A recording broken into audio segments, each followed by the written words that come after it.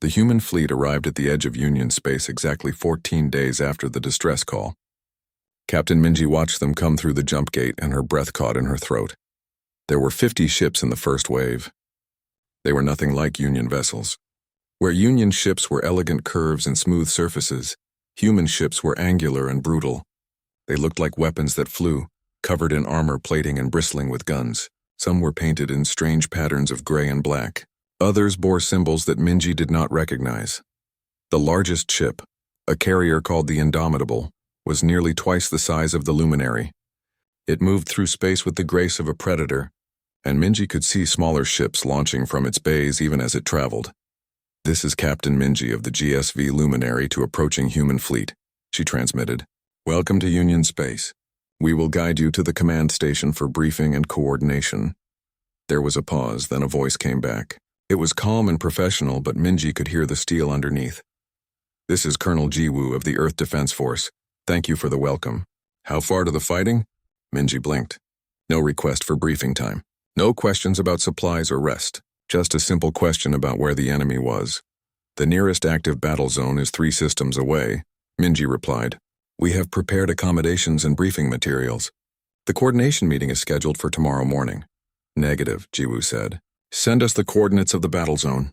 We will proceed directly. You can brief us on the way." Minji felt a wave of shock. "Colonel, your forces have just completed a long jump.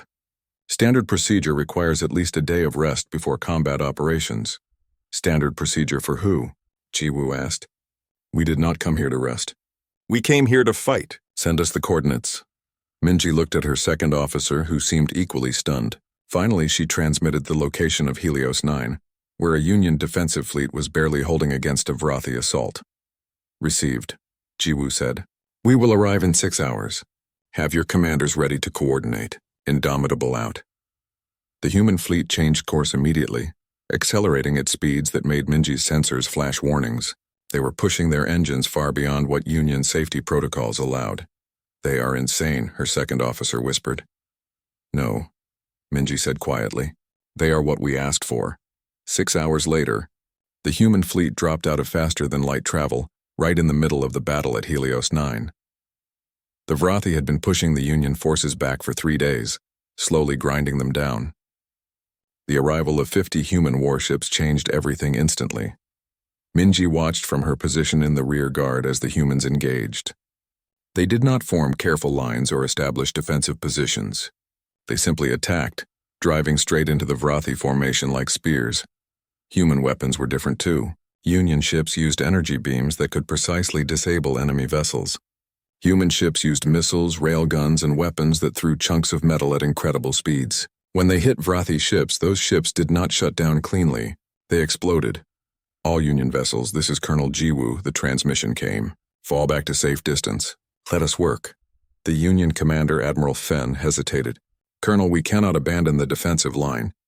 If we fall back, the Vrathi will break through to the planet." "The Vrathi will not break through," Jiwoo said, and her voice carried absolute certainty. "Because we are going to kill all of them. Now fall back before you get caught in our firing solution." Admiral Fenn gave the order, and the Union ships retreated. Minji watched as the human fleet spread out, surrounding the Vrathi force. Then they opened fire with everything they had. The battle lasted 2 hours. When it was over, 31 Vrathi warships were destroyed. The human fleet had lost 3 ships, with 7 more damaged. By Union standards, those casualties were catastrophic. But the humans had won. For the first time in 3 months, the Vrathi had been completely defeated in open battle. Minji received orders to dock with the Indomitable for a coordination meeting. As her shuttle approached the human carrier, she could see the damage it had taken. There were blast marks across its hull, and one entire section looked like it had been torn open and then hastily patched. Inside the ship, Minji was struck by how different it was from Union vessels. Everything was functional, nothing decorative. The corridors were narrow and filled with pipes and cables. Soldiers moved quickly through the halls, and every one of them carried weapons. Colonel Jiwoo met her in the briefing room. She was shorter than Minji expected, with dark hair pulled back and eyes that seemed to see everything. She wore a simple uniform with no decorations except for a single patch on her shoulder, showing Earth rising over the moon. "Captain Minji," Jiwoo said, offering her hand in the human greeting gesture. "Thank you for guiding us here." Minji clasped the hand carefully. Colonel, your victory today was impressive. But your losses were heavy. Jiwoo's expression did not change. 3 ships and 400 personnel. Yes, but we destroyed the enemy completely. That is what matters. The Union military prioritizes preserving our forces, Minji said carefully. We believe that soldiers who survive can fight again. We believe that enemies who survive can kill again, Jiwoo replied. We have different priorities. Other human officers entered the room along with Admiral Fen and several Union commanders. The meeting began with a review of the current war situation. It was grim. The Vrathi held 19 systems and were pushing into 7 more. Union forces were stretched thin and losing ground every day. We need to establish a defensive perimeter, Admiral Fen said, pointing at the star map. Hold key systems and prevent further advancement. No, said General Suho, one of the human commanders. He was older than Jiwoo, with gray in his hair and scars on his face. Defense is how you have been losing. We need to attack. Attack where? Admiral Fen asked. The Vrathi control too much territory. We do not have the forces to assault their positions. Then we will make them move, Suho said. He pointed at the map. Here, this system is a supply hub for their advance. We hit it hard, destroy everything, and leave. They will have to pull forces back to defend other supply lines. That opens up their front line for counterattack. That system is deep in Vrathi territory, another Union officer said. A strike there would be a suicide mission. Only if you plan to stay and fight, Commander Bora said. She was younger than the other humans, with sharp features and a calm voice. We go in fast, hit the target, and jump out before they can respond. Special operations. This is too risky, Admiral Fen said. We could lose the entire strike force. You are already losing, Jiwoo said quietly. You have been fighting this war trying to avoid losses. That is why you are losing. Sometimes you have to risk everything to win anything. The argument continued for another hour. The Union commanders wanted careful planning, risk assessment, and backup plans. The humans wanted action, speed, and aggression. Finally, Admiral Fen agreed to let the humans try their plan. He did not have much choice. The current strategy was failing. Minji was assigned as the Union liaison to the human forces. She would travel with them, observe their operations, and report back to the Union command. She was not sure if this was an honor or a punishment. That night, as the human fleet prepared for their first real operation, Minji walked through the Indomitable's crew areas. She saw soldiers cleaning weapons, checking equipment, and reviewing battle plans. They were focused and efficient, but she also saw something else. They were relaxed. They joked with each other. They laughed. You seem surprised, Captain, a voice said behind her. Minji turned to see Lieutenant Jinha, a human medical officer. She wore the same uniform as the soldiers, but with a red cross symbol on her arm. I am, Minji admitted. You are about to go into battle. How can you be so calm? Jinha smiled. Because we have trained for this our entire lives. This is what we do. Would you be nervous before flying your ship? Flying is not the same as fighting, Minji said. For us it is, Jinha replied. Humans have been fighting for thousands of years. It is in our nature. We are good at it. Maybe that is why you called us. Minji could not argue with that. The Union had called Earth precisely because humans were good at fighting.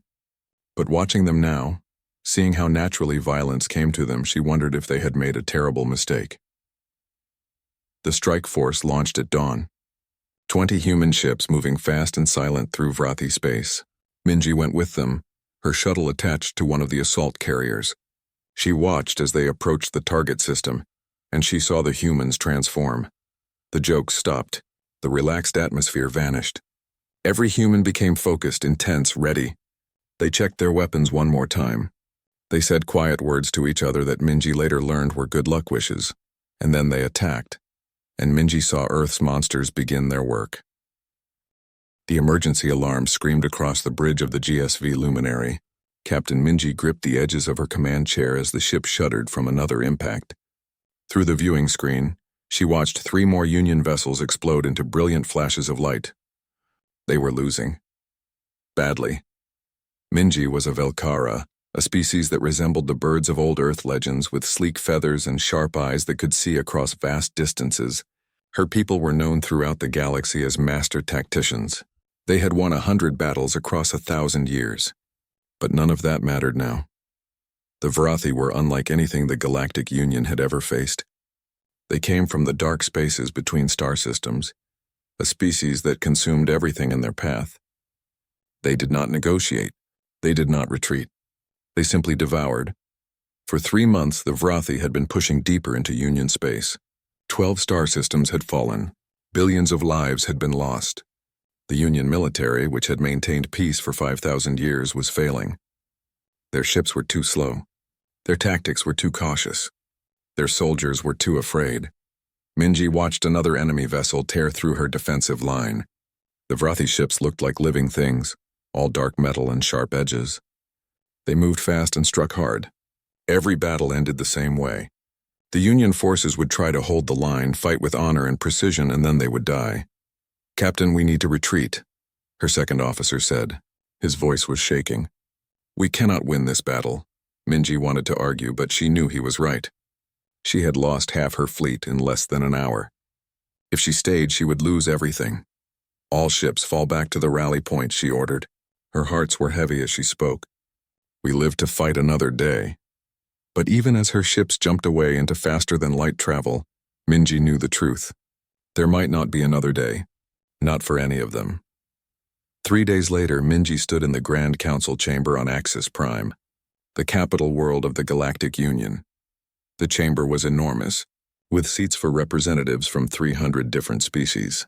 Today, it was filled with fear. The High Chancellor, an ancient being of pure energy named Velmoth, floated at the center of the room. His voice echoed through the chamber like distant thunder. "We have lost 19 systems," Velmoth said. 40 billion souls are gone. Our fleets are broken. Our worlds are burning. The Vrathi will reach the core systems within 6 months. We are facing extinction." Silence filled the chamber. Every representative knew what this meant. The Union, which had stood for millennia, was dying.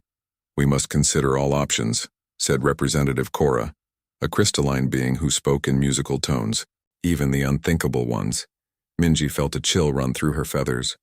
She knew what Cora meant. There was one option they had all been avoiding. One species they had deliberately kept away from the galactic community. Humans. Earth had been discovered 70 years ago.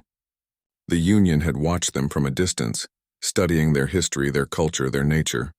What they found had terrified them. Humans were violent, brutally, efficiently violent. Their entire history was written in blood.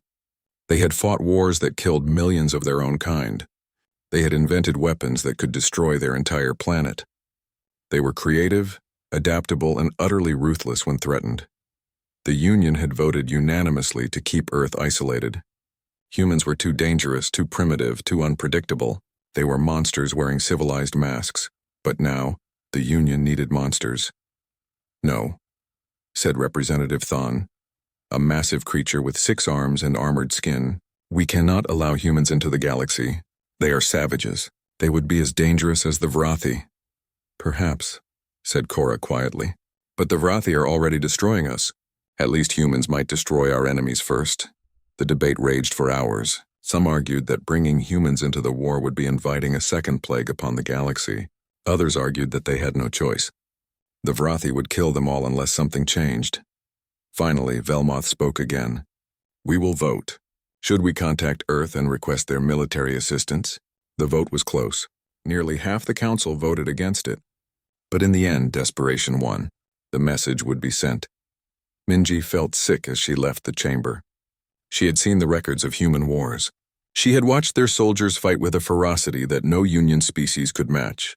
They charged into gunfire. They fought hand-to-hand with blades and fists. They smiled as they killed. And now the Union was inviting them to bring that savagery to the stars. On Earth, in the city of New Seoul, Ambassador Hyan received the transmission at 3 in the morning. He had been Earth's representative to the Galactic Union for 15 years, stationed on Axis Prime and fighting every day for Earth's recognition. The Union had denied every application for membership. They had rejected every trade agreement. They had kept humanity locked away like dangerous animals. And now they were asking for help. Hyan read the message 3 times, his hands shaking. It was simple and direct. The Union was losing a war. They needed Earth's military forces. They needed human soldiers. He sat in silence for a long time, thinking about all the years of rejection. All the times he had been told that humans were too violent, too dangerous, too primitive to join the galactic community. The irony was almost funny. Almost. By dawn, the message had reached the United Earth government. Within hours, the debates began. Some argued that Earth should refuse, that the Union deserved to face their crisis alone. Others argued that the Vrathi threat would eventually reach Earth, and it was better to fight them now with allies than later alone. Colonel Jiwoo sat in the military command center on Mars, watching the debates on the screens. She was the commander of Earth's first expeditionary force, 5,000 soldiers who had been trained for years in case humanity ever needed to fight beyond their solar system. They had been waiting for decades. Now finally, they might get their chance. "What do you think they will decide?" asked Major Suho standing beside her. Jiwoo smiled, but there was no humor in it. "They will say yes. They have to. And then we will show the galaxy what monsters really look like." The vote took only 6 hours. It was unanimous. Earth would answer the call. They would send their military forces to help the Galactic Union. Not because they owed the Union anything. Not because they wanted recognition or membership, but because the threat was real, and humans knew how to fight real threats. The response was transmitted back to Axis Prime within a day. It was even simpler than the Union's request had been. "We are coming. Tell us where to kill them." Ambassador Hyon delivered the message to the Grand Council personally. He watched the representatives react, seeing relief and horror mixed on their alien faces. They had asked for help, and help was coming. But they were starting to realize what kind of help they had asked for. Captain Minji heard the news on her ship, still recovering from her losses. Human forces would arrive within 2 weeks. She should have felt relieved. Instead, she felt afraid. The Union had spent 70 years calling humans monsters. Now they would have to trust those monsters to save them. She looked out at the stars and wondered what was coming. The galaxy was about to meet Earth's warriors, and nothing would ever be the same again. The world of Tornal had been burning for 6 weeks. The Vrathi had landed 3 divisions of ground forces, and they were slowly crushing the Union defenders and slaughtering the civilian population. Every attempt to reinforce or evacuate had failed. The Union military had written off Tornal as lost. Then the humans arrived. Commander Bora stood in the dropship as it screamed through the atmosphere. Around her, 50 soldiers checked their weapons one final time. They wore armor that was bulky and angular, nothing like the sleek suits Union soldiers used. Their faces were hidden behind helmets with dark visors. They looked like machines built for killing. Captain Minji watched from the command ship in orbit, her screens showing multiple feeds from the ground. She had argued against this operation. The Vrathi controlled the entire planet. Landing forces would be suicide. But the humans had insisted there were still civilians alive down there. That was all they needed to know. 30 seconds to drop, the pilot called out. Bora activated her helmet radio. "Listen up. We go in hard and fast. Primary objective is the civilian shelter at coordinates Alpha. Secondary objective is anything that gets in our way. Rules of engagement are simple. If it is Vrathi, kill it. If it is not, protect it. Clear?" "Clear, Commander," came the chorus of responses. The dropship hit the ground and the ramp dropped. Bora and her soldiers poured out into the ruins of what had been a city. Smoke filled the air. Buildings were collapsed or burning. And everywhere there were bodies. The Vrathi had been thorough. They did not just kill, they destroyed everything. Minji felt sick watching the feeds. But the humans did not slow down. They moved through the ruins in small groups, weapons ready, checking every corner and shadow. "Contact front," someone called out. Minji saw it on the screen. A group of Vrathi soldiers, their insect-like bodies scuttling over rubble. There were 12 of them against 6 humans. The Union tactical computer calculated a 70% chance of human defeat. The humans attacked first. They did not wait or try to find better positions. They did not call for backup or air support. They simply opened fire and charged. The sound was incredible even through the audio feed. Human weapons made a deep hammering noise that seemed to shake the air itself. The Vrathi tried to return fire, but the humans were already too close. They moved between cover so fast that Minji could barely track them. When they reached the Vrathi position, they fought with knives and fists as much as with guns. It was over in less than a minute. All 12 Vrathi were dead. All 6 humans were still standing, though 2 were wounded. Medic to Alpha Team, Bora called out calmly. Minji watched as Lieutenant Jinha ran across open ground to reach the wounded soldiers. She worked quickly, applying bandages and injections while the other soldiers kept watch. Within 3 minutes, all of them were moving again. This was not how Union soldiers fought. This was not how anyone fought. This was savage, brutal, and terrifyingly effective. Bora's team reached the civilian shelter 2 hours later. The entrance was blocked by rubble and surrounded by Vrathi soldiers. The enemy had been trying to dig out the civilians trapped inside. All teams converge on my position, Bora ordered. We are going to hit them with everything. What happened next, Minji would remember for the rest of her life. The humans did not just attack. They unleashed something that seemed to come from the darkest parts of their nature. They used smoke grenades that turned the area into a gray fog. They used sound weapons that made a noise so terrible that even through the video feed, Minji felt her feathers stand on end. They screamed as they charged, making sounds that were barely human. The Vrathi, who had never retreated in the entire war, broke and ran. But the humans did not let them run. They chased them down and killed every single one. It was not clean or quick. It was brutal and personal. When it was over, 40 Vrathi soldiers were dead and the humans were standing over their bodies, breathing hard. Bora immediately switched focus. Clear the entrance. Get those civilians out now. The soldiers moved with the same intensity they had shown in combat, but now they were digging through rubble and helping the wounded. When the first civilian came out, a small child from one of the local species, a human soldier picked them up gently and carried them to safety. Minji watched this transformation with amazement. One moment, these humans were savage killers. The next, they were gentle and caring. How could they switch so quickly? How could they be both things at once? Over the next 3 days, human forces fought across Tornal. They did not follow Union battle doctrine. They did not establish safe zones or wait for reinforcements. They hunted the Vrathi like predators hunting prey. Sergeant Doyen led a platoon through the ruins of the capital city. They moved at night using darkness as a weapon. They set traps for Vrathi patrols, using captured equipment and explosives. They ambushed supply convoys and disappeared before reinforcements could arrive. The Vrathi started to become afraid. They had never faced an enemy that fought like this. Union soldiers were brave but predictable. Humans were unpredictable and relentless. Specialist Unji, a sniper, took position on top of a ruined building and held it for 40 straight hours. She eliminated 32 high-value Vrathi targets, including 3 officers and a communications team. When Vrathi forces finally located her position and attacked, they found only empty shell casings. She had moved 3 times, always staying 1 step ahead. The Union observers started calling her the Ghost.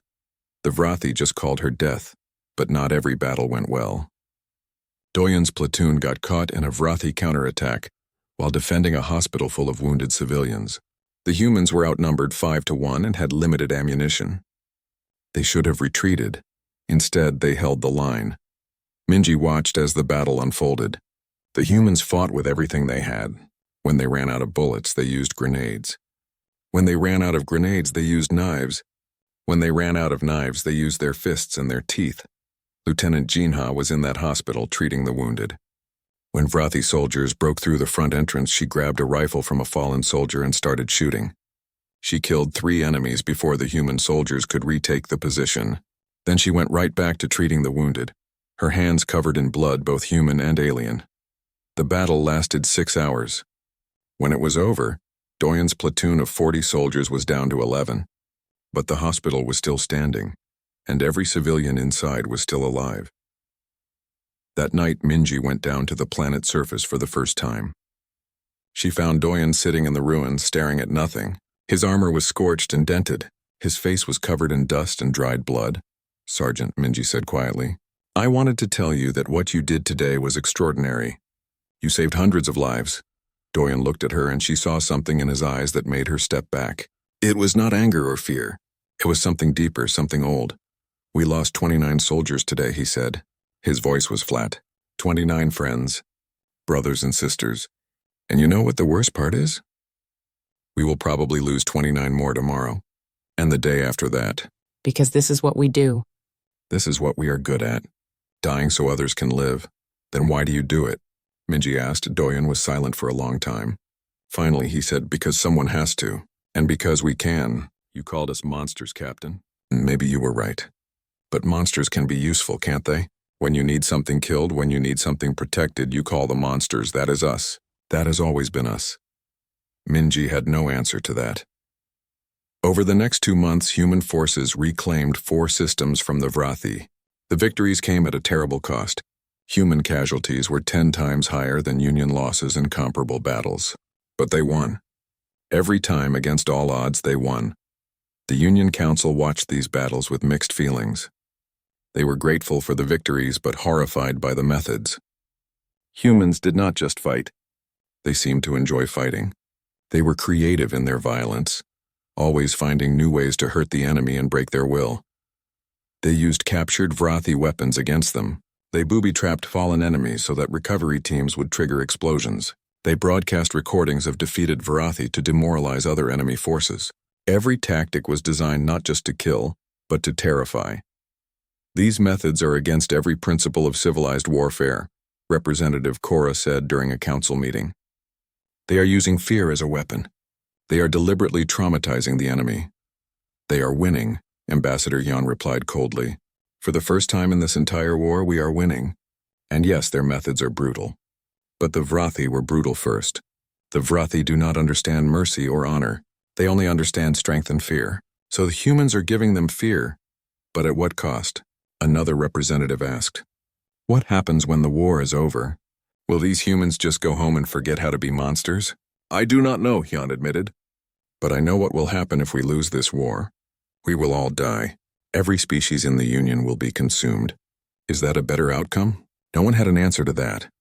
On Tornal, the last Vrathi forces were finally driven off the planet.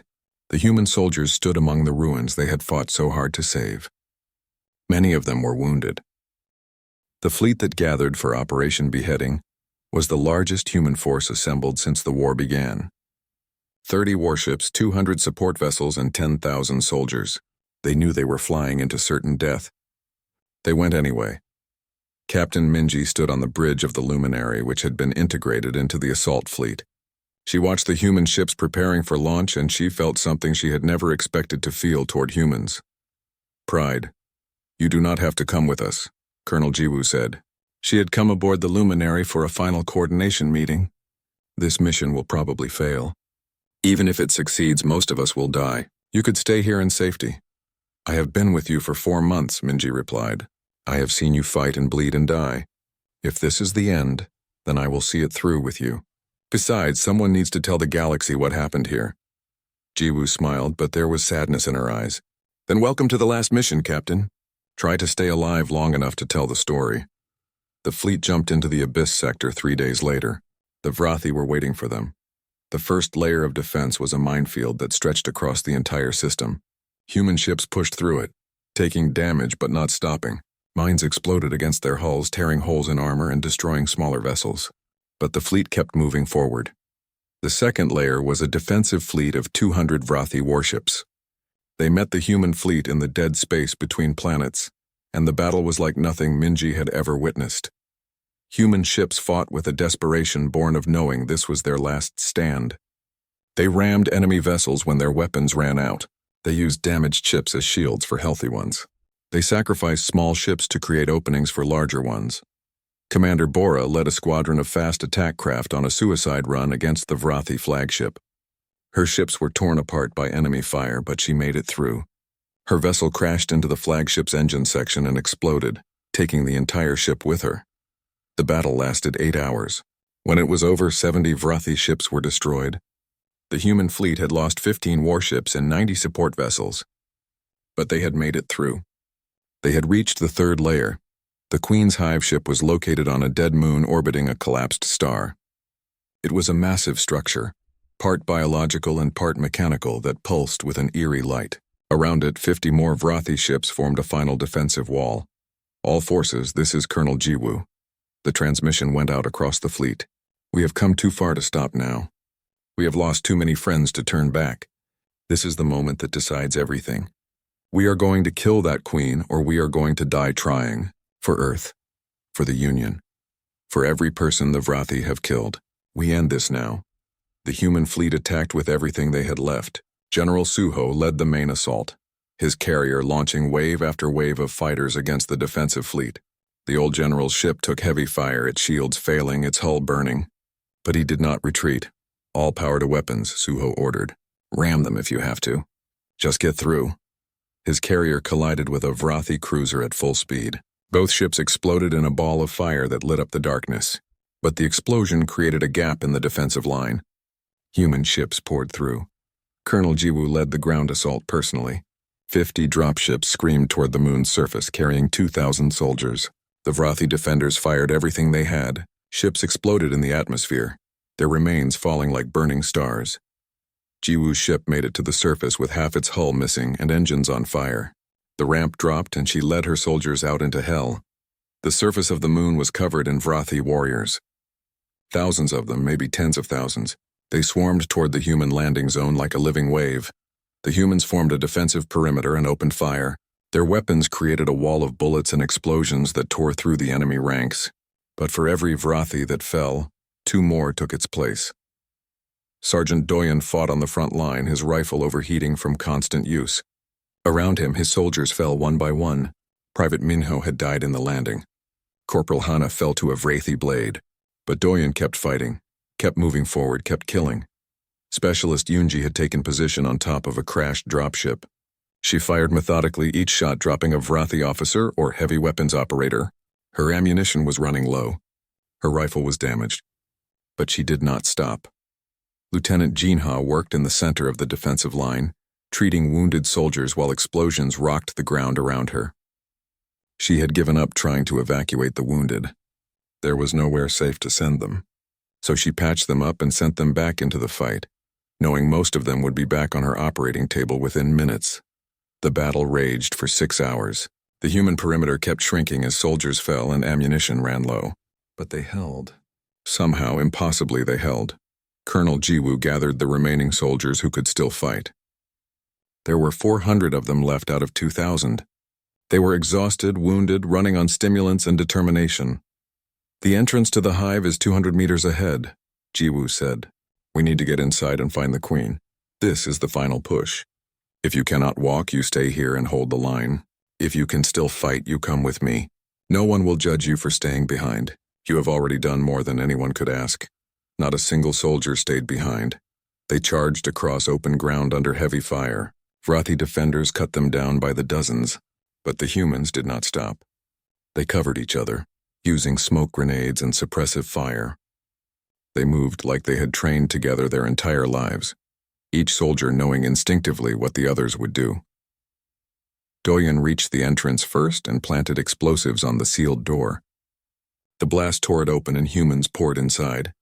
The interior of the hive was a nightmare of organic tunnels and chambers. Vrathi warriors attacked from every direction. The humans fought room by room, corridor by corridor, paying for every meter of ground with blood. Private Nari, a demolitions expert who had survived Tornall and a dozen other battles, led the way through trapped passages. She disabled Vrathi mines and sealed doors, her hand steady even as the world exploded around her. The queen's chamber was at the center of the hive, protected by her royal guard. These were Vrathi warriors twice the size of normal soldiers, armored like tanks and armed with weapons that could cut through steel. Jiwoo and her remaining soldiers, now only 60 strong, faced the royal guard. It should have been impossible. They were outnumbered, outgunned, exhausted beyond measure, but they attacked anyway. The battle in the queen's chamber was desperate and brutal. Human soldiers threw themselves at the royal guard, using grenades and explosives at point-blank range. Specialist Yunji, down to her last magazine, shot out the supports holding up part of the ceiling. The collapse crushed 5 guards and created an opening. Doyen led a squad through that opening, fighting hand-to-hand with the remaining guards. He killed 3 of them himself before a blade caught him in the chest. He fell but kept firing until his rifle clicked empty. Private Nari reached the queen's platform. The Vrathi queen was massive, 10 times larger than her warriors, pulsing with energy that controlled the entire hive mind. Nari planted her remaining explosives on the platform supports and set the timer for 10 seconds. "This is for everyone," she said quietly. The explosion tore through the chamber. The queen's platform collapsed and she fell into the bioreactor below. Her death scream echoed through the hive mind network across the entire galaxy. Every Vrathi felt it, and then suddenly they stopped. In space above the moon, the Vrathi ships went dark. On worlds across the Union, Vrathi soldiers collapsed. The hive mind was gone. The war was over. Colonel Jiwoo pulled herself out of the rubble. She was bleeding from a dozen wounds. Her armor was shattered, but she was alive. Around her, she counted the survivors. 23 soldiers. 23 out of 10,000. But they had won. Captain Minji brought the luminary down to the surface personally. She helped pull survivors from the wreckage, her feathers matted with dust and blood. When she found Jiwoo barely conscious among the ruins, she knelt beside her. "You did it," Minji said. "The queen is dead. The Vrathi are defeated. You saved the galaxy," Jiwoo smiled weakly. "Good, that is good." Then she passed out.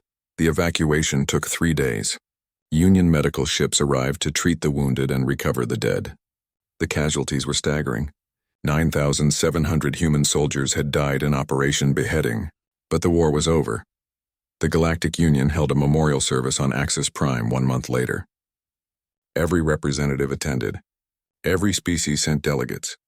They erected monuments bearing the names of every human who had died in the war. 6,000 names carved in stone that would stand for eternity. Ambassador Hyon stood before the Union Council to receive Earth's official recognition. The Council was offering full membership, a permanent seat on the High Council, and territorial rights to 12 star systems. "We thank the Union for this recognition," Hyon said. "For 70 years you called us primitive. You called us violent. You called us monsters. You were right. We are violent. We are capable of terrible things." The Galactic Union Council chamber was in chaos. Representatives from 300 species shouted at each other, their voices mixing into a wall of sound that made translation impossible. At the center of it all stood Ambassador Hyon, calm and silent while the storm raged around him. "They are savages," Representative Thon roared, his 6 arms gesturing wildly. "They torture prisoners. They destroy without mercy. They laugh while they kill." "They are winning," Hyon said quietly, but his voice cut through the noise. 6 systems reclaimed. 14 Vrathi fleets destroyed. For the first time in this war, the enemy is retreating. "Yes, human methods are brutal, but they work. At what cost?" Cora asked. Her musical voice was sad. "We asked for warriors. We received monsters. Now we must live with what we have created." "You did not create anything," Hyon replied. "Humans have always been this way. You just never wanted to see it. You kept us isolated because our nature frightened you. Now that nature is saving your lives and you still want to condemn us for it?" The argument continued for hours. Some representatives wanted to put restrictions on human military operations, to force them to follow Union rules of warfare. Others argued that such restrictions would only help the Vrathi. The council was splitting apart, divided between those who were grateful and those who were afraid. High Chancellor Velmoth finally spoke, his energy form pulsing with authority. "We will take no action at this time. The humans are operating within the parameters we agreed upon. They fight the enemy and protect civilians. That their methods disturb us is irrelevant. Survival comes first, comfort comes later." The session ended with nothing resolved. The council was paralyzed by its own fear of the species it had called to save them. On the front lines, human soldiers did not care about political debates. They had a job to do and they did it, Doyens. Platoon had been reinforced back up to 30 soldiers after their losses on Tornal. Now, they were attacking a Vrathi stronghold on the moon of Helios 7 intelligence. Said the base held supplies for 3 enemy fleets. Destroying it would cripple Vrathi operations in the sector. The mission was classified as high risk with an expected casualty rate of 60%. Every soldier in the platoon had volunteered. They landed at night, coming down in stealth pods that scattered across the moon's surface. The base was built into a crater, with heavy defenses and hundreds of Vrathi soldiers. The plan was simple: infiltrate through maintenance tunnels, plant explosives on the supply depot, and escape before detonation. Of course, nothing ever went according to plan. Doyen led his team through the tunnels, moving quietly in the darkness. They were halfway to the target when alarms started blaring. Someone had discovered one of the other teams. The entire base went on alert. "All teams' mission is compromised," Commander Bora's voice came through the radio. "Switch to Plan Beta. Hit the target fast and fight your way out. We are coming to support." Plan Beta meant frontal assault. It meant casualties. It meant doing exactly what they had hoped to avoid. But it also meant the mission would succeed. Doyun and his soldiers came out of the tunnel shooting. They hit the supply depot from 3 directions at once, throwing grenades and firing everything they had. Frothy soldiers swarmed toward them, hundreds of insect-like bodies moving in perfect coordination. The battle became a nightmare of smoke and fire and blood. Doyun's soldiers fought in small groups, covering each other, moving constantly to avoid being surrounded. They set the explosives while fighting off waves of enemies. They carried their wounded while still shooting. They did not stop, did not slow down, did not give up. Specialist Yunji was with them, her sniper rifle picking off Rothi officers and heavy weapons teams. She moved through the base like a ghost, always one step ahead of the enemy, always finding the perfect shot, but even she could not be everywhere at once. Doyun, you have enemy reinforcements coming from the north corridor, Yunji called out. At least 50 hostiles. I cannot stop them all. Then we hold the line here, Doyun replied. He looked at his remaining soldiers. There were 19 of them left. 19 against 50, and more enemies were coming every minute. They should have retreated. They should have abandoned the mission and tried to escape. But the explosives were set, and they needed 5 more minutes for the timer to finish. 5 minutes might as well have been 5 hours. The Vrathi hit their position like a hammer. Doyun's soldiers formed a defensive line, firing controlled bursts and making every shot count. When enemies got too close, they fought hand-to-hand. Private Minho took down 3 Vrathi with his combat knife before being overwhelmed. Corporal Hana held a doorway single-handedly for 2 minutes before falling. Doyun himself fought like something possessed. He killed with rifle, pistol, knife, and fists. Blood covered his armor. His helmet was cracked, but he did not fall. Timer at 30 seconds, someone shouted. Fall back, Doyun ordered. Everyone move now. The remaining soldiers retreated down a side corridor, still firing behind them. The Vrathi followed, pushing hard. They knew the humans were trying to escape. The explosives detonated with a roar that shook the entire moon. The supply depot went up in a fireball that vaporized everything within 200 meters. The blast wave knocked down humans and Vrathi alike, sending them tumbling through corridors. When the dust settled, Doyun counted his soldiers. 11. 11 out of 30. But the mission was complete. The Vrathi had lost 6 months of supplies in a single explosion. Commander Bora's strike force picked them up an hour later. As they loaded onto the transport ships, Doyun saw the other teams. Every unit had taken heavy losses. Out of 200 soldiers who had landed on that moon, only 84 were leaving. The rest were dead or too badly wounded to move, but the mission was a success. Lieutenant Jinha worked through the transport flight treating the wounded. She had been doing this for 2 months straight now, patching up soldiers just so they could go back into battle and get hurt again. She was exhausted, running on stimulants and willpower. Jinha, you need to rest, one of the other medics told her. I will rest when the war is over, she replied, already moving to the next wounded soldier. Captain Minji had been observing human operations for 3 months now. She had watched them fight on a dozen worlds. She had seen their victories and their losses. She had tried to understand them, to figure out what made them so effective and so terrifying at the same time.